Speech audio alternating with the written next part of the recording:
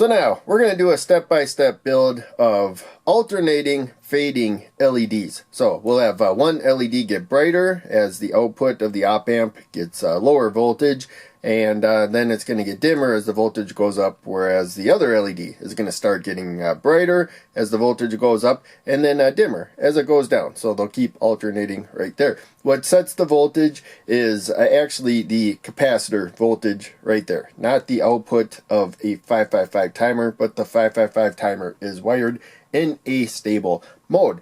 And we have the schematic here. I did not put dots where they are connected. I used the system where you have no dots where they are connected and a little jump where they are not connected. So everything here is connected, and I didn't want to draw dots everywhere. So a lot of people hate that convention, but that's what I use here. So in any case, we come back to the circuit, and we're going to do step-by-step build. So let's start with the LEDs because they're up higher right there. So I usually like to use blue LED for when the output is high. Let's go up there first, and we're going to take that. Now we got to keep in mind, I usually like to work positive up down to negative, but I'm trying to keep things kind of compact here and use jumpers that we already got. So I'm going to put the long lead, the anode, to make sure that is the long lead, to the jumper there. Short lead the cathode up a spot, so it's upside down from how I usually wire it,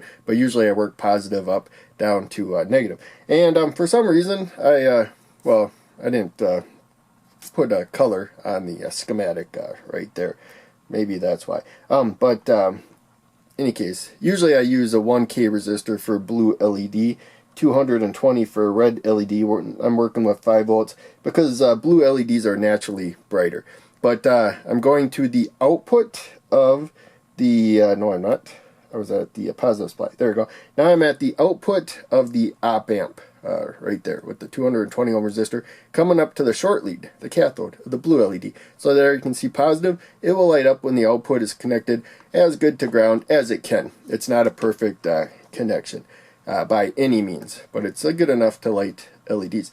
And then we got the red LED. So again, we're going to start negative up on top, working our way down to positive when the red LED is lit up. So short lead, the cathode, is going to that jumper right there. If you put the LED in backwards, it just won't light up. So if you got an LED that's not lighting up, good chance it's in backwards. That's probably, I'm guessing, the #1 reason why LEDs don't light up. And I want to go to this output over here. So we got that op amp there. We could use either one of these op amps right there, but I decided to use this one to the right. Be aware of that. Same op amp over there. And now we got the output directly to the inverting input. That is the main way you wire a voltage follower. You give a voltage to the plus input, the non-inverting, and it's lower on the schematic. The minus, the inverting, is higher on the schematic. Sometimes people draw it where they swap positions right there. Be aware of that. On the physical component, if you're using the LM358, and as far as I know, all the op amps I've used, the plus is below the minus right there. Be aware of that. But I always check the data sheet to verify. So yeah, we got the plus there, and that has a jumper going not to the output of the 555 timer, but to where pin 2 and pin 6 connect right there. So that's all this is doing. It's outputting the same voltage that we're feeding it, because this capacitor, this system here, is not strong enough to power LEDs directly. So we're just looking at the capacitor voltage because it is going up and down, and that's what we want. So that's a simple way to get that voltage. And actually, I need to, I forgot to do this in the short actually. I should set the reset pin to the positive supply right there. So it worked without doing this. What it does is it makes sure that pin number 4 does not see a low enough voltage to force the output low. It's active low. It's waiting for a pretty close to ground connection right there, and then it holds the output low and keeps it there. Yeah, that won't affect this circuit because it doesn't, actually it would. it would keep the capacitor discharged if it did come into effect right there. So that's kind of a blooper, but I already uploaded a short video, but it worked without that, to be aware. But it's still best to add that jumper to the positive supply whenever you are not going to use the reset, even if it never accidentally resets. Hopefully that makes sense. So we got 10 microfarad capacitor right there. Its value and the value of the resistors sets the timing. Be aware of that. And that's between 2 and 6. That's that red jumper right there. Now we have the capacitor charging. We're going to charge through a 100K resistor and a diode. Otherwise, we're charging through 200,000 ohms of resistance. It will take longer to charge than to discharge. And while it's charging, the output is high.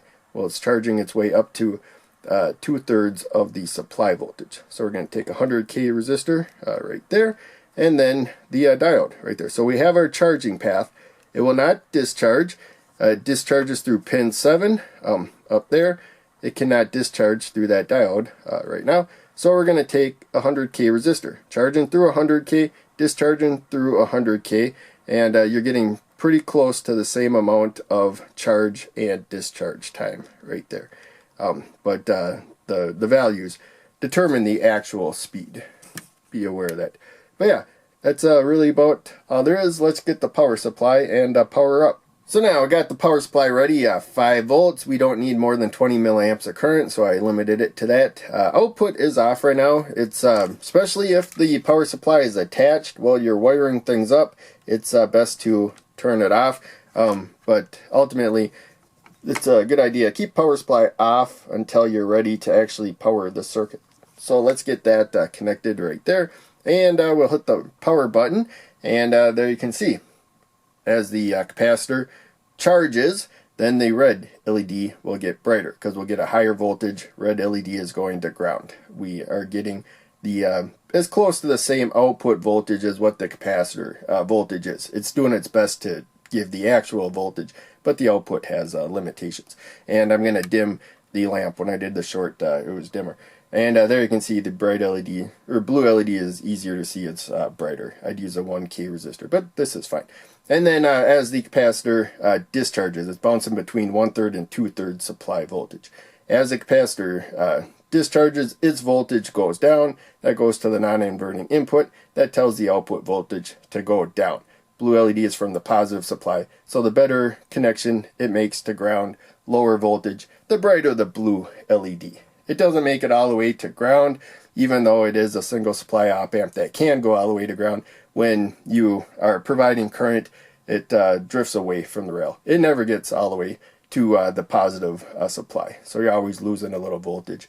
You know, not terribly important to worry about. All we're doing is flashing LEDs. We got plenty of voltage to work with, but always be aware of that. We are not getting all the way down to 0 volts and all the way up to 5 volts. Always be aware of that whenever you're looking at the circuit. There's other op amps that can do that.